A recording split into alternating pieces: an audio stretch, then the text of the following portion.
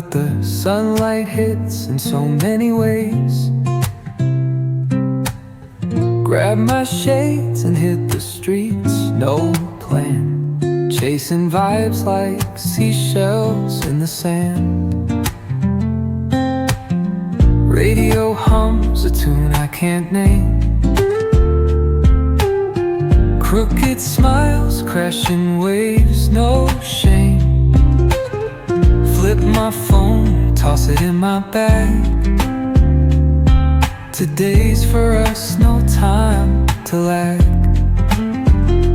Feel the world just turning slow. Let the breeze tell us where to go. Every step a beat we can make. Life's a tune, sing it till we break. Concrete warm under my bare feet. Crowds moving like a heartbeat. Skipping stones in city streams we find. Let's write a new story, leave the old behind.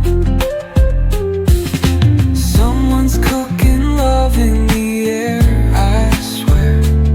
Every spark in their voices shows they care.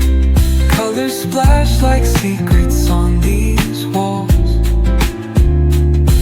while laughter echoes through the halls. Feel the world just turning slow. Good job. Let the breeze tell us where to go.